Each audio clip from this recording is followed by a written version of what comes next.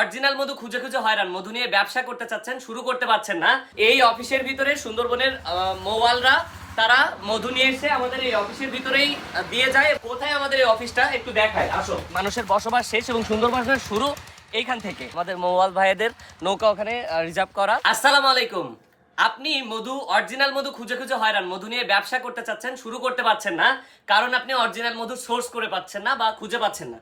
So আমরা দুর্লভ বাজার আজকে আপনাদের যারা মধুর ব্যবসা করতে চান, যারা মধু নিয়ে ব্যবসা করতে চান, তাদের জন্য কিন্তু একটা স্পেশাল ভিডিও করতে চলেছি বা স্পেশাল আমাদের সিস্টেমগুলো দেখাইতে চলেছি। দেখেন, আমরা কিন্তু এই অফিসের ভিতরে সুন্দরবনের মৌয়ালরা তারা মধু নিয়ে এসে আমাদের এই অফিসের ভিতরেই দিয়ে যায় এবং আমরা এখান থেকে প্যাকেজিং করে আপনাদের কাছে মধু পাঠিয়ে থাকি। আমরা কোথায় আমাদের এই অফিসটা একটু দেখাই, আসো আমার সাথে একটু আসো। আমরা কোথায় আমাদের এই অফিসটা একটু দেখানোর চেষ্টা করি।